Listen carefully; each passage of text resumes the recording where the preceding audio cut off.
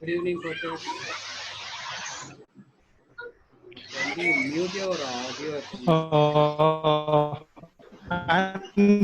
Andrew இப்பதான் login பண்றாரு. Just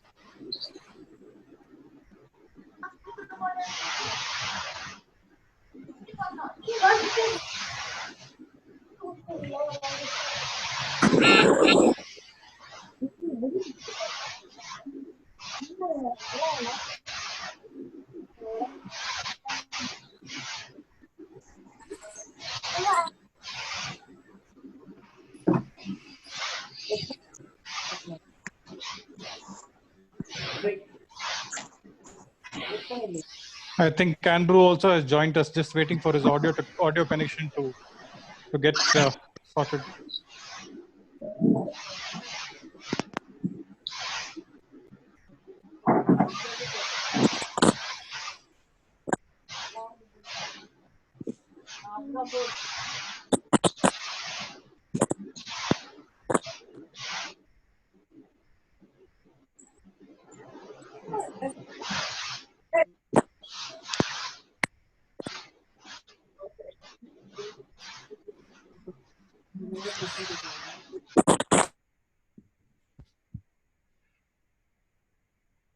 Hello, good afternoon.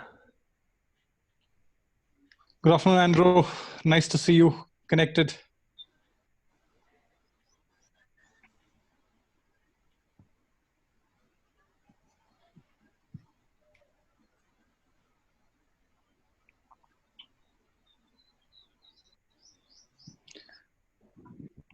Andrew, are you able to hear me? Yes, I can. Can you hear me? Okay. Yeah, I can see you as well right now. Excellent. Yeah. So the good thing about today is the All India Football Federation, they are starting a session in another half an hour. So this notification came to us over the weekend, but we had already promised to be listening to you. So we said we'll any which ways go ahead and listen to you. But for the guys who are not here, with your permission, we would like to record this session and then possibly relay it to them sure. later on. Is that fine with you? Yeah, no problem. Yeah. I got a couple of requests, and we still have a few guys who have joined us. And let's get into the topic: decision making and creativity. So let's go ahead with this one, Andrew. I think I'll hand over the session to you now. Okay, no worries. Excellent. So it's good to see you guys again. I'm assuming most of you met me last week, so I had a bit of a sense of what we're trying to do. But again, this week I'll just share my screen. Let's see if we can make this work. There we go. Okay, so the idea this afternoon is to keep thinking about how do we get the most out of our players? How do we do the extra things that help us go from being good coaches to great coaches? How do we help our players go from being, decent players, satisfactory players, to being excellent players, or preferably even better, elite players in the future? I think it's kind of a useful topic to think about, whether we're talking about under 8s, under 16s, 26-year-old guys in the senior teams. It's a chance for us to think about how do we really help our players make good decisions, and how do we help our players to be creative and to come up with creative solutions to problems in games. So I won't talk for quite as long this week. I talked a little bit long last week, so I'll talk a little bit shorter this week and hopefully open up some questions if we have time. But the purpose, again, like last week, is to give you some ideas to think about, some more things to add to your practice, some more things to add to how you work with your players. You know your players best, you know your environment. So we've got nothing I say is to be, can be applied without going through that process of being adapted to what you're trying to do with your players in your situation. But here are the three things I want to do this afternoon. I want to talk a little bit about helping players make better decisions. I want to talk about developing creative players. And I want to talk about practical training examples. So some of the ways we can take those ideas and we can put them in the situation.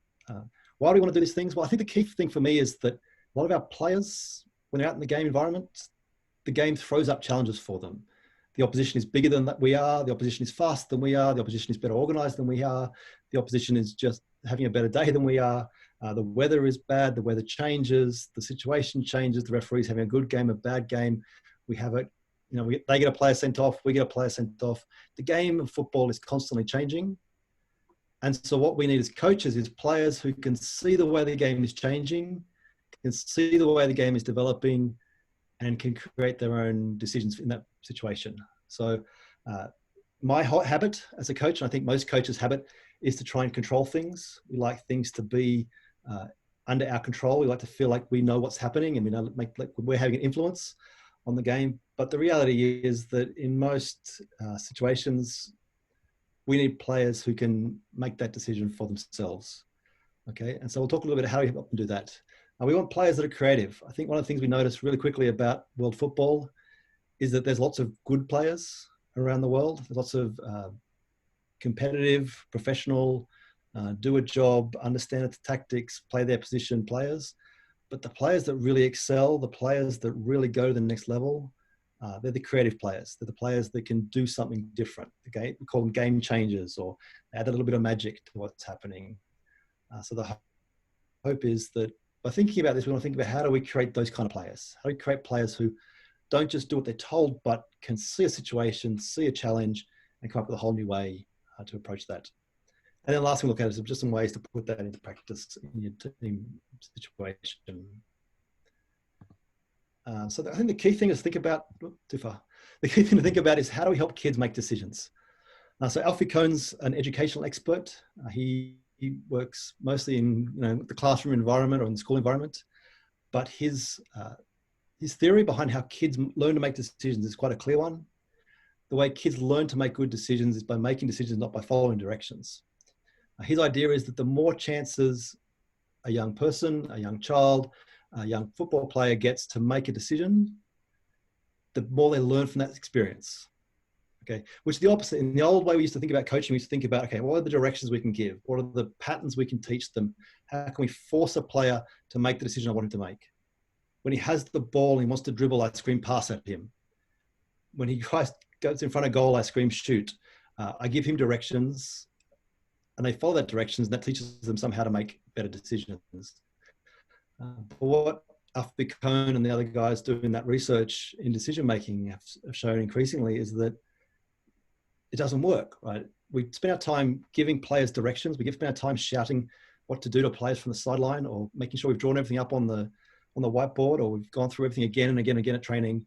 But if they haven't made decisions, then they rely on us for that direction. They rely on us for that information. Our players don't get that opportunity we want to give them, which is designed to help them make good decisions for themselves, decide things for themselves. Okay. So what we want to really think about is, how do we unlock our players? Okay. So one of the things as a coach we want to think about is, in the middle of the field, with a whole lot of pressure from other players, with a whole lot of possible options to just decide between, how do we help our players decide best? How do we help them to think about what choices to make and what choices are good choices? And the key thing we'll be thinking about decision-making is creating environments where players get to make a lot of decisions. Okay, creating environments where they're going to make the decisions again and again and again and again. And as they make a decision, that helps them to choose next time. Okay, so we're also the player, right? We've got players who play amazingly well when they're on the left back, who plays really well when he's on the same side of the field as the coaches. And then half time he swaps sides, and the other side is no good. On the other hand, we've seen players who, wherever they are on the field, whatever comes to them, whatever the situation is, can look up, take in the information, and make good choices. And so we're going to talk about, when we get to talking about some of the activities and drills we can do with players, is what are some of the ways we can do activities and games that help kids to make decisions? How can we talk to them to help them make those decisions well? I think the other thing too, we think about unlocking the players, right? We think about breaking a little bit that link between the coach and the player, to give the player the independence to make good choices, to make good decisions. Is that I want players who respond to what they see. So if we think about the player in the middle of the field, receive the ball, receive the pass, looks up, he or she has a much better view of the field than I do from where I'm standing. So I'm standing on the side of the field, I'm often a long way away. I think I can see a good pass. I think I can see a good option. But it's the player who's there with the ball, who can see how far away the defender is, who knows how far he can pass, who knows what the options are, who's moving, who's not moving. And so we're trying to give them that space to do that. And so what I want to think about is some of the tools we can use as coaches. And so the four I've got here in blue are some of the ways we can, in our training practice, create good decision makers. And then the green, a couple of things we're trying to hopefully achieve in the players that we're trying to develop. And so the first thing we want to think about is we want to think about really asking, not telling.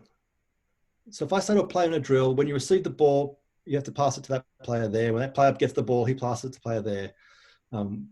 Simple pattern, we pass one, passes to two, passes to three, passes to four. If that's all the player ever does, then we've taken away the opportunity for them to decide for themselves what they're going to do in the situation. So instead, we want to start to think about, well, what are the challenges you want to set for them? How do we say to them, what can we do? What can you see? What would be a better decision to make? The second thing is tasks, not commands. So I want to see a player, I want to set my players tasks to do, things to try and do, challenges. Can you get the ball to that player? Can you score a goal within 2 or 3 touches? Can you make a combination with your teammate to pull the defender out of shape?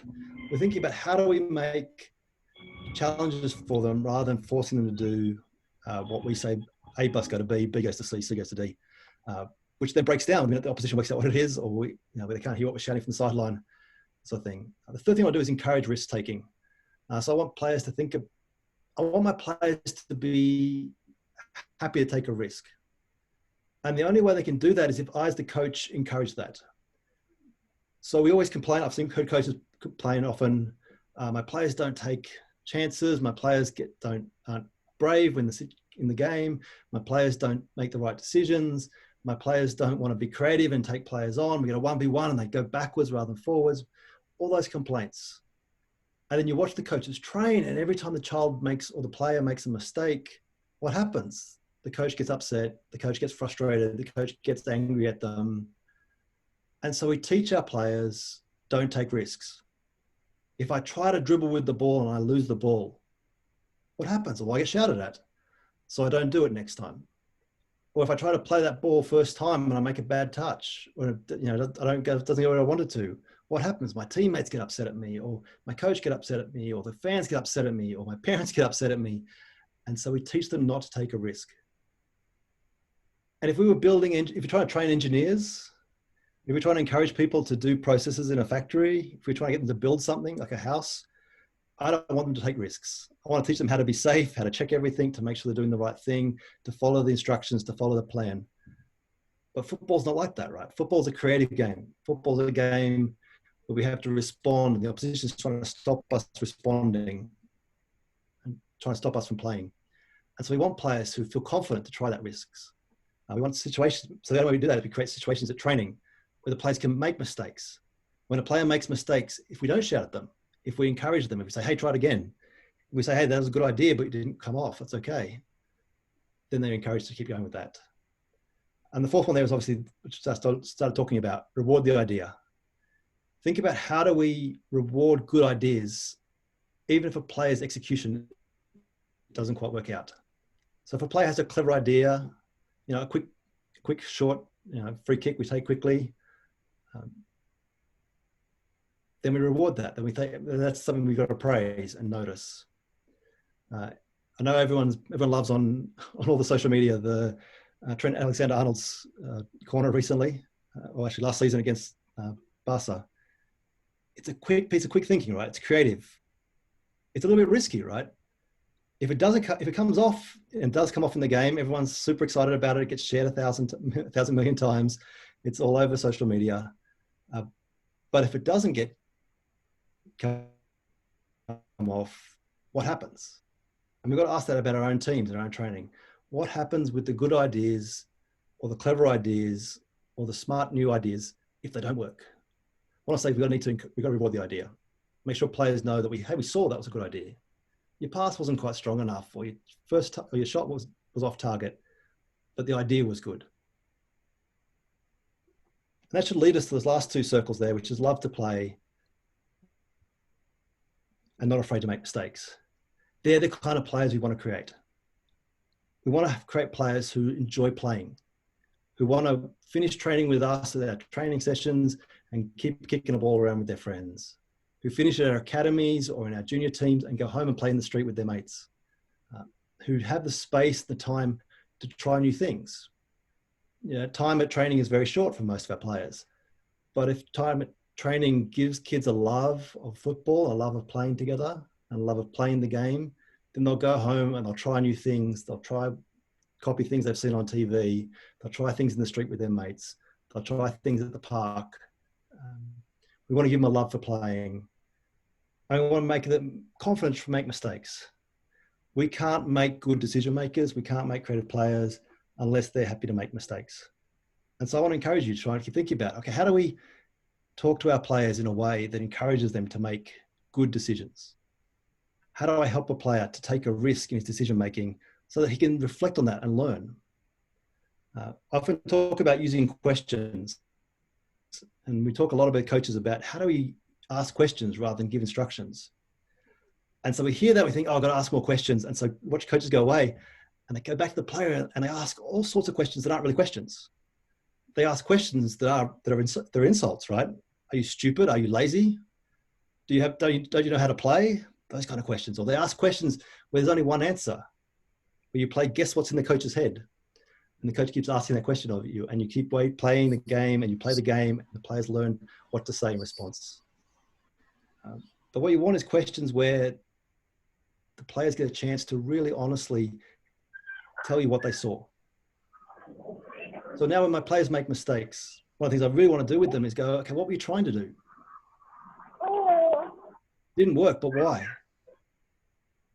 And I want them to think about, okay, was it a good decision? Was it a bad decision? I want to give them the space to try and see how they play. Now, this is a quote I love. It's from Arsene Wenger. Young players need freedom of expression to develop as creative players. They should be encouraged to try skills without fear of failure. For me, that's the key with our players, right? That's what we're trying to achieve. We want players who can try something, okay? And the reality is most times they try something, it won't work. So I like most people like to watch the Champions League, right? We watch the European Champions League, we watch the World Cup, we watch the top international teams, and I'm amazed at the things that happen, right? I'm amazed at the free kicks that go in. I'm amazed at the shots from incredible angles. I love to see the incredible skills and ball control and things people do, the little step overs and the tricks and all sorts of things that people do. But when you talk to the players, when they interview the players at that level, or when they interview their teammates, they always say, right, the rest of the world is surprised when they see the trick come off, when they see the free kick. The teammates aren't surprised because they watched them try it and try it and try it and try it at training again and again and again. So the amazing free kick that we see at a World Cup final has happened 1,000 times, probably 900 of them badly at training or in other games. The bicycle kick, the amazing header, most of them have happened before. But when they happened and they didn't work, the player stayed confident. The player kept trying. The player didn't give up. And so that's what we're trying to think about. How do we create environments where players make good decisions, confident decisions without look around and go, oh, is the coach upset about that decision? Or is mum and dad getting mad right now? And really be creative in what they do. So I want to think a little bit about just a few drills. And these are simple drills. These are not There's nothing particularly special about the drills themselves. But what I want to do is think about how do we use those kind of drills to help players make decisions. And so the quote there at the top of you can see at the top of the slide there, for athletes to make the right decision when it counts, practice environments need to allow them to make the wrong decision when it doesn't. So it means that in the game, right, in the last 5 minutes of a game, when everything matters, when the championship is about to be won or lost, when they're about to, go get relegated or win the league, whatever we're doing, we need our players to make good decisions. A bad decision at an important moment in the game can cost us. So we have to create environments where it doesn't matter. Create environments where we can make mistakes and learn from them. And the best place to do that is training. So there on the screen, you've got just a quick little 4v4v4 possession game. It's the little team of stars versus the little team of circles. The 4 team of X's of blue crosses are on the outside of the field. So they're like the free players. So they'll play with whichever team has the ball.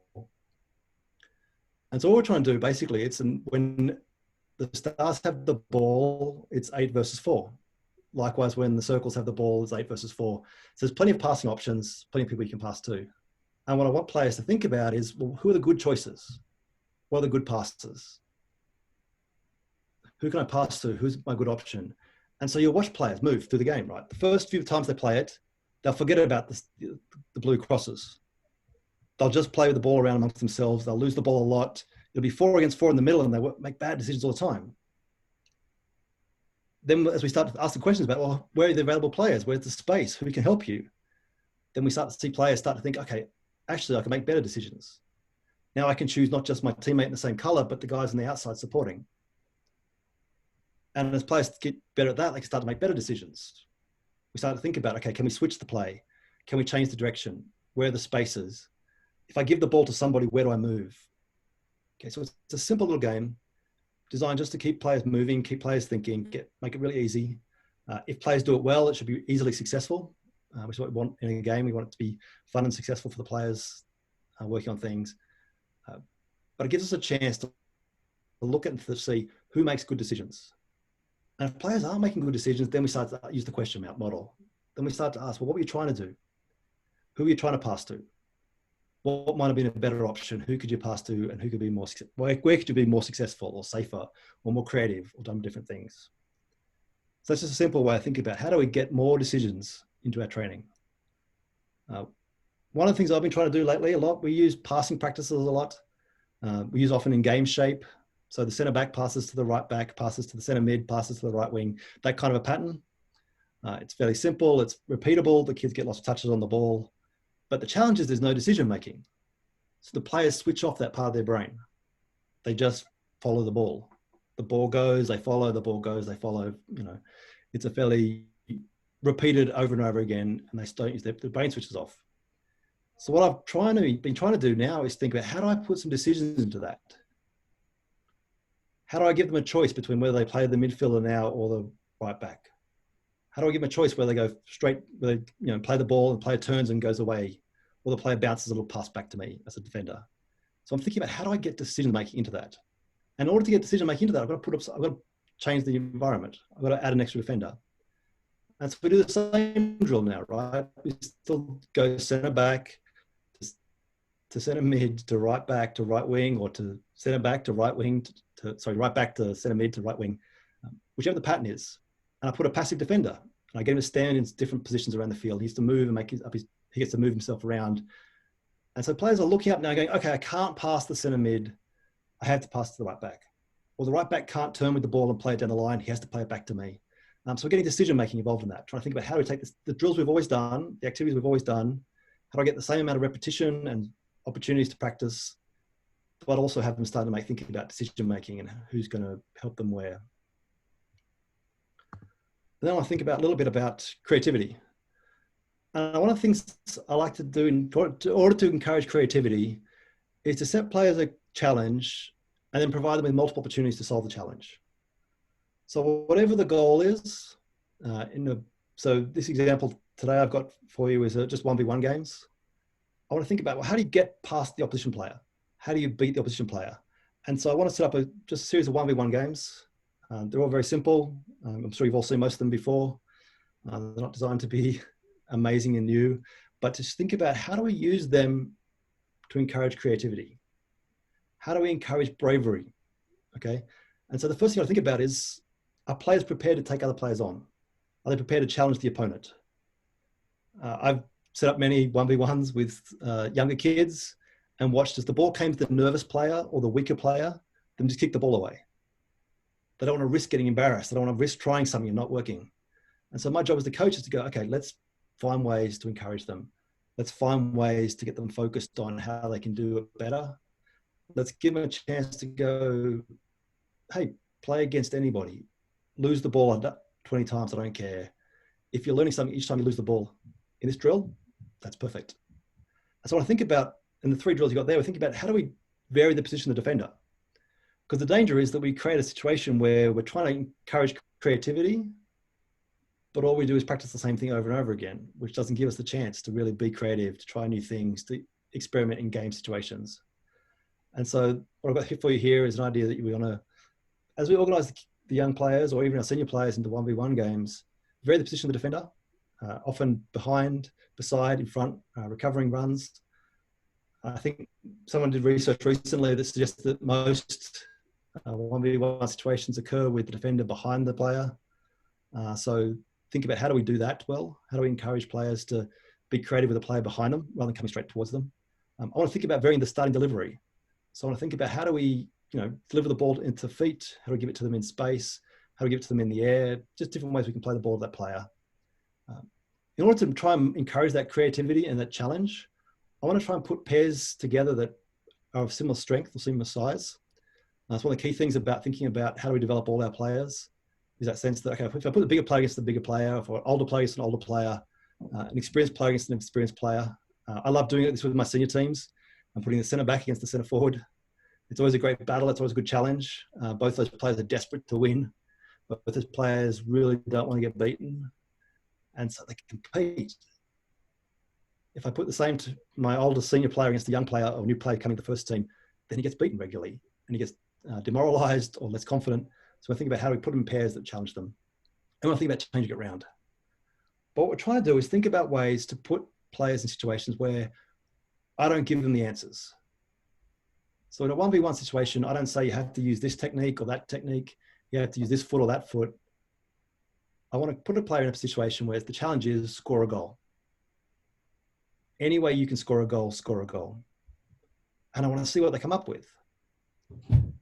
And players regularly surprise me. I regularly see great new things. I then see things in games that we've seen in practice because they've had a chance to try it 3 or 4 times. And the first time they made a fool of themselves, right?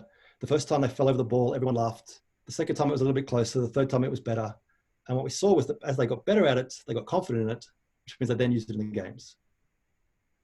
So we want to think about how do we create environments where players get plenty of opportunities to play, plenty of opportunities to try things, plenty of opportunities to make decisions. And most importantly, that I encourage them and I support them in that. I want to be enthusiastic and excited. And when someone does something new I haven't seen before, it does something creative, I want to celebrate that.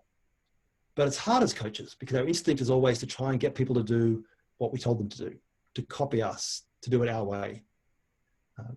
But when we look around the world of football right now, the best players, the most creative, the most talented, have increasingly come from 3 places, right?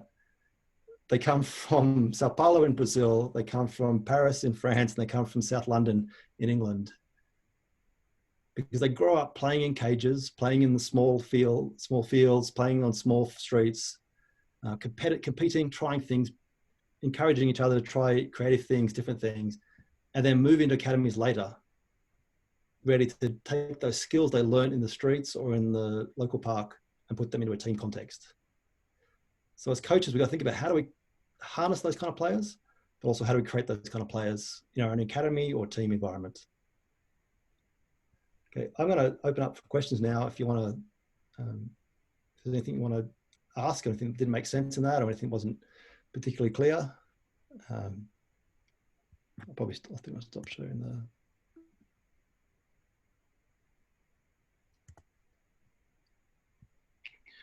Saksham Come wants back to to ask you a question, maybe. Andrew. Yeah, sure. Saksham wants to ask you a question. Go ahead, Saksham, please. Hi, Andrew. Can you hear me? Yeah, I can. Thanks. Okay, perfect. Great presentation. I have a three-part question. My first question is, would concepts like perception, action, and repetition without repetition be part of what you mentioned here in terms of encouraging creativity and decision-making? Yeah, absolutely. I think the kind of underneath everything we talked about today is that key sense that we want our players to be able to respond to what's in front of them. And that's the key part of the idea of perceiving it first and then responding to it in our actions, is that our actions are based not on a theory or not on some perfect model, but that it's response to what we see. And so I think for sure, we have to kind of assume that we want players who will be responding to the game. We don't want it to, and I think it's part of the key to the repetition we want to get in is right. We want to create an environment that looks similar enough that each time they practice, some of the things they're trying, if they don't work this time, they will come up again. But again, we don't want it to make it so similar that they're just going through the motions. There's nothing like watching a player, practice a move against a cone or a standing mannequin and thinking that's not going to transfer because there's none of the cues, there's none of the information they need for that. So absolutely, definitely. Okay, great. My next question is, the philosophy that we follow at the academy is really quite possession-based and high pressure. So sort of like your basic Spanish methodology. And then when I went to Spain, we saw that teams over there, they are really restricted to their game model across all age groups, starting from under 10s all the way to under 18s, which is they play exactly like the senior teams would, or just the basic Spanish methodology. So, but we also see there is some element of creativity there with some players. So how do you balance that? How do you balance having restricting them to a game model, which is you really keep the ball really fast, so players don't really get the chance to express themselves, but still have some players who are extremely creative? Yeah, I think it's a balance. I think it's sometimes a complicated balance to keep right. I think probably two parts to the answer to that question. One is that in a lot of the top players we see around the world come into academies quite late. And so it's been one of the interesting things the recent research just shows how many players arrive 12, 13, 14, much later into the academy system than I guess we'd like, given the players who've done really well at those young ages. So I think that's part of those players have had more time to be more creative in a more play-based environment or in a local club where they could get away with more things. I think it's also a case of you can be structured whilst creating space for something a little bit different, for something a little bit creative. I think the key is to think about the context, about where players are doing it. Think about how you train them, because we want games that, definitely move towards having a team model. Definitely move towards having a model of how we play, but also you want to make sure players are having so much fun at training that they don't want to stop. So many of the great things people have developed and come away with have been things that they practiced, in their own time afterwards or at home or those kind of places. The kids still playing with brothers in the street after training or in the house and driving mum crazy, that sort of thing. That's still useful. I think that's that. And I think you've also just got to create space, I think, in your training times. So you want to have a model, you want to create your model, but you also want to create space. And so we often do that through small-sided games, so 3v3s or 4v4s, little 1v1 tournaments, at the end of terms. Just places where we go, the players this is your space, have fun with it, enjoy it.